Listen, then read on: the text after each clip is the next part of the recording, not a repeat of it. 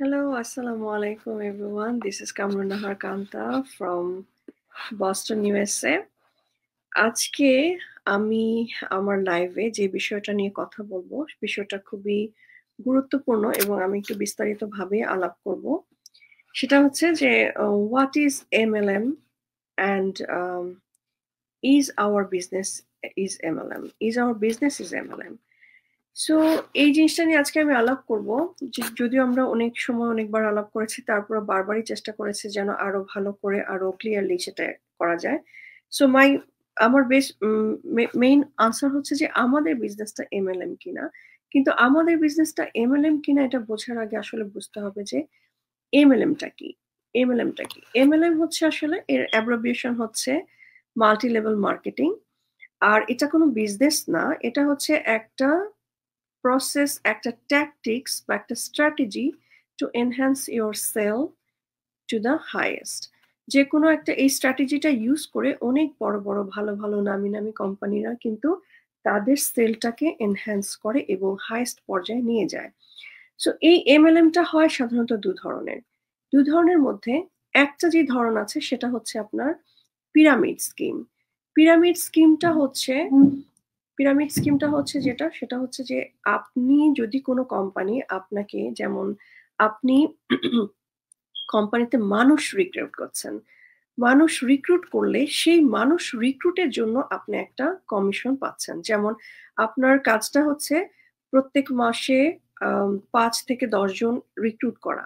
আর এই ৫ থেকে ১০ জন রিক্রুট করতে পারলে আপনি পার হেড আপনি $৫০০ করে বা পার হেড আপনি $২০০ করে পাচ্ছেন। এইটাকেই বলা হয় অ্যাকচুয়ালি পিরামিড স্কিম।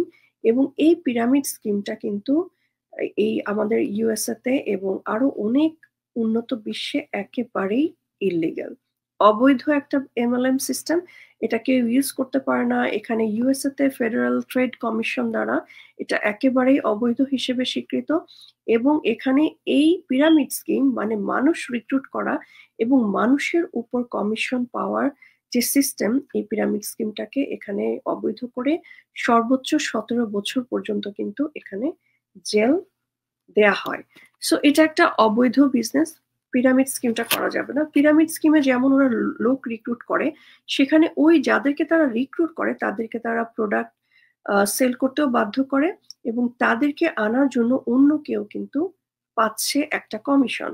সো আমরা অনেক ছোটবেলায় শুনতাম কিন্তু আদম ব্যাপারী, আদম ব্যবসা। সো আসলে মানুষকে নিয়ে যখন ব্যবসা করে এটা কিন্তু এটা খুবই ইনহিউম্যান একটা ম্যাটার, ইনহিউম্যানিটি। কারণ মানুষকে নিয়ে মানুষ তো ব্যবসা করার ব্যাপার না। সো সেই হঠাৎ আমার মনে পড়লো আজকে যে মানে মানুষকে রিক্রুট করার জন্য কেউ যদি কমিশন পায় তাহলে সেটা হবে পিরামিড স্কিম এবং সেটা অবৈধ। আর আরেকটা যেটা এমএলএম এর ধরন বা পদ্ধতি, সেটা হচ্ছে আপনার প্রোডাক্ট সেল করা। প্রোডাক্ট সেল করা এবং সেখানে আপনি প্রোডাক্ট সেল করবেন বা আপনি সেবা সেল করবেন।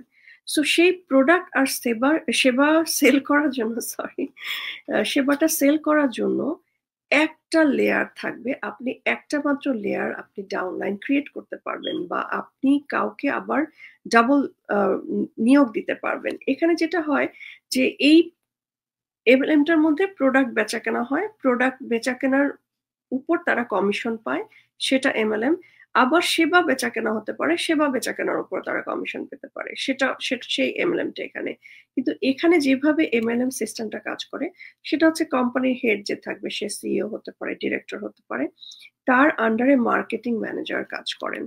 মার্কেটিং ম্যানেজারের আন্ডারে মনে করেন ৫ জন এসআর, সেলস রিপ্রেজেন্টেটিভ বা সেলস প্রমোশন অফিসারকে নিয়োগ দেওয়া হলো। এখন এটা কিন্তু কোম্পানির থ্রুতেই দেওয়া হয়েছে। কোম্পানি জানে যে মার্কেটিং ম্যানেজারের আন্ডারে ৫ জনকে বা ১০ জনকে ওই পোস্টে দেওয়া হয়েছে যেন তারা, এবং তাদেরকে কিন্তু ওই পোস্টের সাথে সাথে তাদেরকে একটা টার্গেট দিয়ে দেওয়া হয়। এখন দেখেন, আর ওদেরকে পে করে কিন্তু কোম্পানি ডিরেক্ট নিজেই। এটা কিন্তু বৈধ এমএলএম এর ধরনটা আমি বলছি। এখন মার্কেটিং ম্যানেজারকে যখন, যদি এটা ডিপেন্ড করবে তারা কতজন সেলস রিপ্রেজেন্টেটিভ নিয়োগ দিবে, সেটা ডিপেন্ড করবে কোম্পানিটার পরিসরের উপর, ব্যবসাটার পরিসরের উপর। ব্যবসাটা যদি 7-8টা স্টেটে চলে, তাহলে কিন্তু 7-8টা স্টেটেই তারা পার স্টেটে তারা 2-3জন করে নিয়োগ দিতে পারে। এটা কোম্পানির উপর ডিপেন্ড করবে। সো এরকম তারা দেয়, এটা কোম্পানি ওদেরকে নিয়োগ দেয় এবং কোম্পানি ওই সেলস রিপ্রেজেন্টেটিভদেরকে পে করে, মার্কেটিং ম্যানেজার কিন্তু না। কিন্তু মার্কেটিং ম্যানেজারের এখানে যেটা হয়, মার্কেটিং ম্যানেজারকে যে আর্নিংটা হয় ওটা কিন্তু সেলস রিপ্রেজেন্টেটিভদের। আবার এই সেলস রিপ্রেজেন্টেটিভরা, মনে করেন তাদেরকে একটা টার্গেট দিয়ে দেওয়া হলো যে তোমরা এক একজন 2000 ইউনিট করে সেল করবা পার মান্থে। সো এই সেলস রিপ্রেজেন্টেটিভরা তখন কি করে, তারা তাদের আন্ডারে আরেকটা লেয়ার ক্রিয়েট করে। সে পার সেলস রিপ্রেজেন্টেটিভ আরো 2জনকে মনে করেন তারা নিয়োগ দেয় তাদের মতো করে। এই 2জনকে নিয়োগ দেওয়ার কথা কিন্তু কোম্পানি জানে না, ইভেন মার্কেটিং ম্যানেজারও জানে না। সো তখন তারা কি করে, তারা তাদের অনেকে আছে তাদের নিজস্ব 2000 ইউনিটের ভাগটা ওই 2জনকে দিয়ে দেয়, একজনকে 1000 আরেকজনকে 1000। আর সে বসে থাকে, সে কিন্তু সেরকম কিছু করে না, কিংবা সে হয়তো 500 ইউনিট 600 ইউনিট সেল করবে, বাকি 1400 ইউনিট সে 2জনকে ভাগ করে দেবে এবং এই 2জনের কথা উপরে জানে না। এই যে এক একটা লেয়ার, এক একটা লেভেল ক্রিয়েট হচ্ছে মাল্টি লেভেল মার্কেটিং এর। এই মার্কেটিংটা, এই মাল্টি লেভেল মার্কেটিংটাও কিন্তু অনেক জায়গায় হচ্ছে, but it is acceptable sometime. কিন্তু কেন মানুষ এই এমএলএমটা পছন্দ করে না? কারণ সে নিজেও জানতে পারে না, বুঝতে পারে না যে সে অ্যাকচুয়ালি এমএলএম এর কোন পর্যায়ে সে কাজ করছে। সে কি ডিরেক্ট কোম্পানির আন্ডারে এসে পড়লো, নাকি সে কোনো সেলস রিপ্রেজেন্টেটিভের আন্ডারে এসে পড়লো? আবার কিন্তু এইসব সেলস রিপ্রেজেন্টেটিভরা যারা কোম্পানির দ্বারা নিয়োগকৃত হয়েছে, তারা যখন তাদের টার্গেট ফুলফিল করে, তারা বোনাস পায়, তারা কিন্তু প্রমোটেড হয়। যেমন সেলস রিপ্রেজেন্টেটিভ থেকে তারা টিম লিডার হয়ে যায়, টিম লিডার থেকে তারা এরিয়া সেলস ম্যানেজার করে, এরকম করে কিন্তু তারা প্রমোটেড হয়। তখন কিন্তু অনেক সময় তারা তাদের আন্ডারে যারা কাজ করেছে তাদেরকে সেলস রিপ্রেজেন্টেটিভ পোস্টে দিয়ে দিতে পারে। তো এটা কিন্তু একটা মিউচুয়াল আন্ডারস্ট্যান্ডিং এর মধ্যে হয়, বাট এখানেও কিন্তু উপরের লেভেলে যে আছে সে সবচেয়ে বেশি ইনকাম করছে, আর একদম নিচের লেভেলে যে ঢুকেছে সে কিন্তু অনেকটাই সে কম ইনকাম করছে, কিন্তু তার পরিশ্রমটা কিন্তু কোনো ক্ষেত্রেই তার উপরের লেভেলের লোকজনের থেকে না। এবং তার উপরে যে আছে সে কিন্তু তার ডাউন লাইনে যে লোকটা, তার ডাউনে যে মানুষটা কাজ করছে বা যে দুটো ছেলে কাজ করছে, তাদের টার্গেটিং পুরার উপরে কিন্তু সে কমিশন পাচ্ছে এবং সে কিন্তু সিংহভাগ কমিশন পাচ্ছে। এই যে এমএলএম এর সিস্টেমটা, এইটার কারণে কিন্তু অনেক মানুষ এমএলএম কে পছন্দ করে না, কারণ সে ঠিকমতো বুঝতেও পারে না যে সে কোন পর্যায়ে যেয়ে পড়ছে। এমএলএমটাকে এইভাবে এখানে এসে কিন্তু সবাই অপছন্দ করে। তো এমএলএম এর আরো কয়েকটা, যেই রেগুলার এমএলএম সব জায়গায় স্বীকৃত, এসব দেশেও স্বীকৃত, অন্যান্য দেশেও স্বীকৃত, সেই এমএলএম এর কতগুলো খারাপ দিক যেগুলো হচ্ছে, একটা হচ্ছে ওদের মান্থলি টার্গেটিং থাকবে, এবং যেই সেলস রিপ্রেজেন্টেটিভকে কোম্পানি নিজেই নিয়োগ দিচ্ছে ওদেরকে কিন্তু ওদের টার্গেটিং যেটার উপর তারা বোনাস পাবে সেটা ছাড়াও কিন্তু তারা নিজে কনজিউম করার জন্য তাদেরকে কিছু প্রোডাক্ট নিতে হয়। তাদের সেলফ কনজিউমিং অ্যামাউন্টও থাকে বা ইউনিটও থাকে। তো একটা হচ্ছে তাদের সেলফ কনজিউমিং ইউনিট তাদেরকে নিতে হবে, তারপর তাদেরকে আবার মান্থলি টার্গেটিংটা পূরণ করতে হবে। মান্থলি টার্গেটিংটা পূরণ না করলে কিন্তু সে বোনাস পাচ্ছে না, প্রমোশনও পাচ্ছে না। আবার এদিকে monthly targeting plus self consuming এর জন্য কিন্তু তাকে মান্থলি ইনভেস্টও করতে হচ্ছে। মান্থলি ইনভেস্টমেন্টটা করে তার ইউনিটটা তাকে স্টকিং করতে হচ্ছে। সে যদি প্রতি ওই মাসে যদি সে 2000 ইউনিটটা সেল না করতে পারে, সে যদি 1500 ইউনিট সেল করে, তার কিন্তু 500 ইউনিট তার স্টকে থেকে যাচ্ছে, কিন্তু স্টিল তাকে আবার নেক্সট মাসের জন্য 2000 ইউনিট কিনতে হবে এবং সেল করতে হবে। সো এই যে একটা প্রেশার যে 2000 ইউনিট সেল করতেই হবে এবং নিজস্ব সেলফ কনজাম্পশনের জন্য তাকে প্রোডাক্ট নিতে হবে কোম্পানি থেকে, এগুলো সেল না হওয়া সত্ত্বেও তাকে আবার মান্থলি সাইক্লিং ইনভেস্টমেন্টটা করতে হবে এবং তার স্টক বেড়ে যাচ্ছে, তখনই দেখা যায় যে অনেকে কিন্তু অনেক ধরনের মানে প্রেশার বা নতুন নতুন সিস্টেম ক্রিয়েট করে যেন সেটা সেল করতে পারে। সে তার ফ্যামিলি ফ্রেন্ডসদেরকে বার্গেন করতে থাকে, জোর করে করে প্রোডাক্ট দিতে থাকে যে আচ্ছা করো, পরে সেল, পয়সা দিও, এরকম এরকম করে। তো এই যে একটা প্রেশার বা জোর করে দেওয়া, একটা মানুষ প্রেশারের কারণে কিন্তু সে তখন অনেক সময় অনেক নম্বর অনেক রকম মানে অবৈধ ওয়েতে বা জোরপূর্বক কাউকে সেল করা এ ধরনের কাজ কারবারগুলো করতে থাকে। আর এখানে টপ লেভেল কিন্তু অবশ্যই অলওয়েজ তার ডাউন লাইনের সেলিংটার উপরে সে কিন্তু মোস্টলি তার বোনাসটা সে পেয়ে থাকে। এটা একটা অনেক বড় আনফেয়ার ম্যাটার। সো যারা এই এমএলএম গুলোকে জানেন তারা অবশ্যই এমএলএম বিজনেসটাকে অপছন্দ করবেন, কারণ এমএলএম বিজনেসটা এখন যতটুকু শুনে আপনি বুঝতেই পারছেন, আমি নিজেও কিন্তু কখনোই একটা এমএলএম বিজনেসের সাথে জড়িত হতে যাব না। কিন্তু অনলাইনে অন্যান্য সব বিজনেসের মধ্যে টুকটাক কিছু এসব এমএলএম এর সিস্টেম অনেকে আছে অনেক ফেয়ার ওয়েতে ইউজ করতে চায়। তারা অনলি একটা লেয়ার ক্রিয়েট করে যেটা কোম্পানি ডিরেক্ট জানবে এবং কোম্পানি তাদেরকে পে করবে। অনেক কোম্পানি আছে যে তারা যারা ভালো এমএলএমটাকে ইউজ করতে চায় তারা কিন্তু একটা লেয়ারেই থাকে এবং তারা তাদের আন্ডারে আর কাউকে দিতে ওভাবে মানা করে, এবং যারা তাদের জন্য কাজ করে তাদেরকে তারা বোনাস প্লাস তাদের পার ডে এক্সপেন্স দিয়ে দেয় এবং তাদের একটা রেগুলার বেসিক স্যালারি ধরে দেয়। সো অনেক কোম্পানি এভাবে কিন্তু করছে এমএলএমটা। এখন আমাদের বিজনেসটা কেন এমএলএম না? আমাদের বিজনেসটা কেন এমএলএম না সেটা আমি বলবো। প্রথমত আমাদের বিজনেসটা এমএলএম না হচ্ছে বিজনেসের মডেল আর কনসেপ্টগত কারণে। আমাদের বিজনেসটা কনসেপচুয়ালি হচ্ছে ফ্র্যাঞ্চাইজ বিজনেসের মতো, এবং আমাদের বিজনেসের মডেল হচ্ছে আমরা অ্যাফিলিয়েট মার্কেটিং ইউজ করছি, আমরা ই কমার্স ইউজ করছি, আমরা ডিজিটাল মার্কেটিং ইউজ করছি এবং আমরা ড্রপ শিপিং ইউজ করছি। আর এমএলএম কি হচ্ছে? এমএলএমটা কিন্তু নেটওয়ার্ক ভিত্তিক।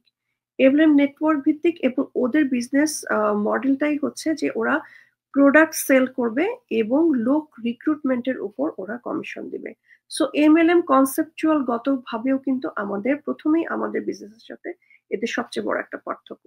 দ্বিতীয় পার্থক্য হচ্ছে আপনার ইনকাম সোর্স।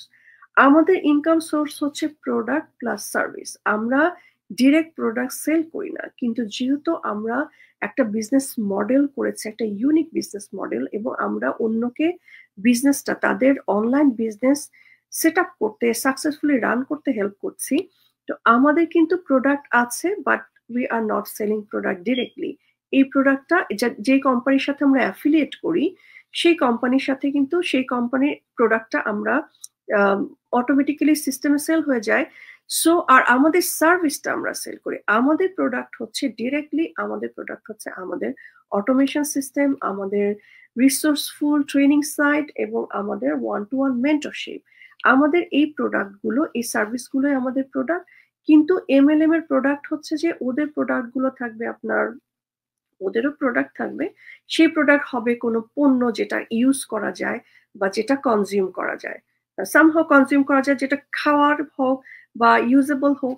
সো ওই টাইপের প্রোডাক্ট তাদের হবে। এবং তাদের আরেকটা যেটা হয় যে তাদের ওই সেলস আর মানুষের রিক্রুটমেন্ট থেকে কিন্তু তাদের সোর্স অফ ইনকামটা হয়, যেটা পিরামিড স্কিম, যেটা কমপ্লিটলি অবৈধ। আরেকটা হচ্ছে থার্ড নাম্বারটা হচ্ছে আপনার রেসপন্সিবিলিটি অনুযায়ী। আমি নোটস লিখেছি কারণ অনেক কিছু অনেক সময় যেন ক্লিয়ারলি আমি এক্সপ্লেন করতে পারি।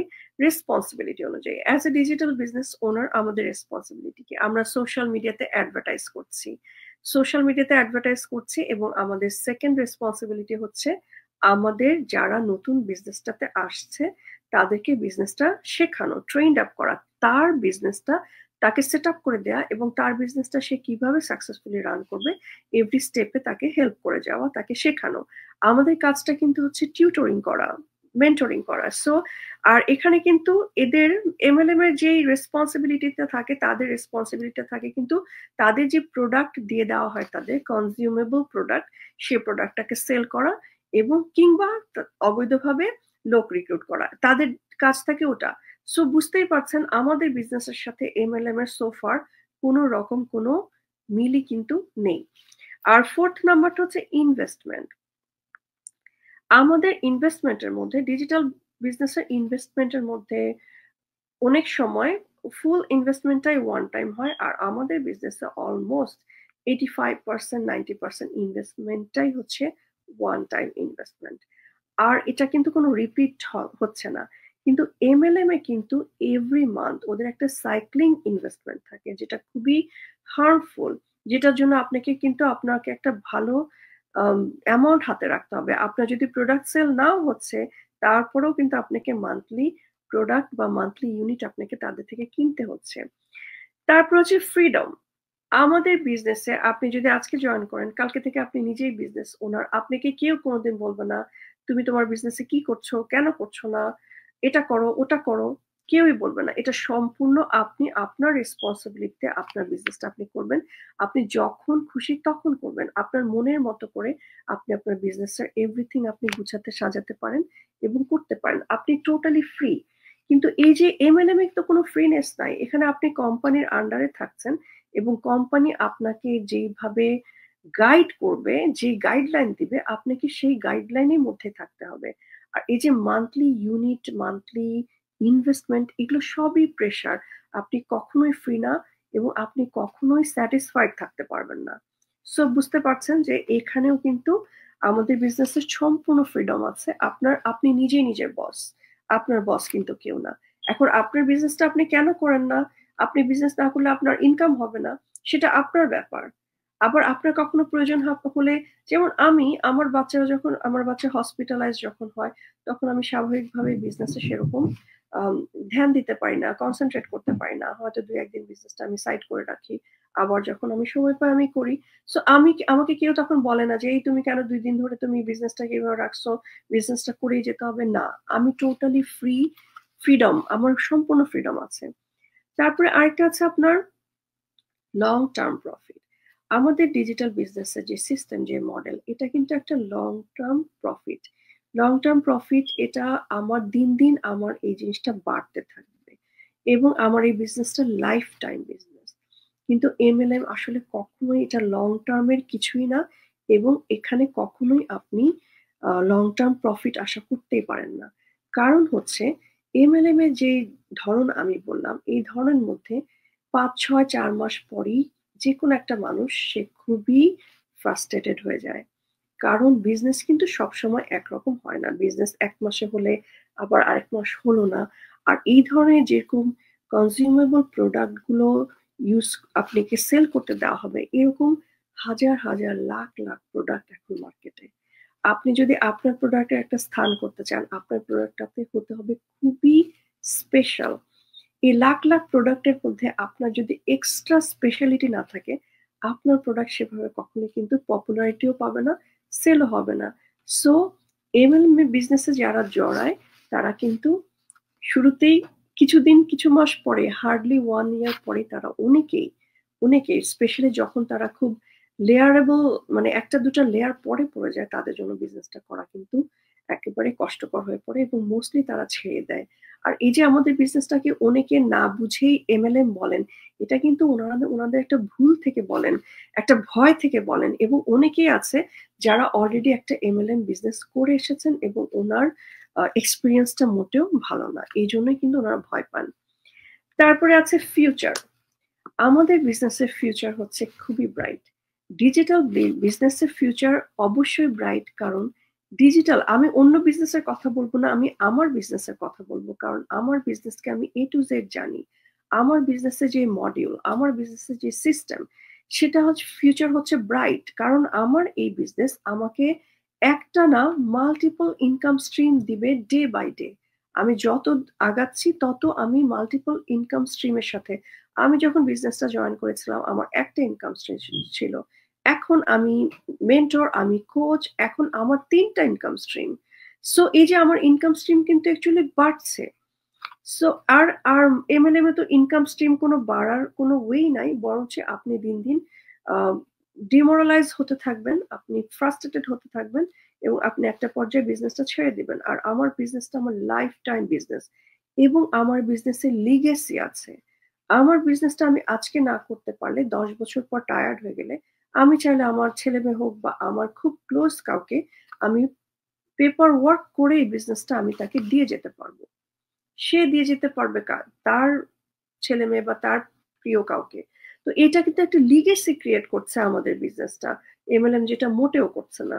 আর না, last but not the least, কারণ আমি এখন অনেক বলতে পারবো, বাট আমি 8টা পয়েন্ট বেছে নিয়েছি মেইন। সেটার মধ্যে লাস্ট পয়েন্টটা হচ্ছে স্টেবিলিটি আর রিলায়েবিলিটি।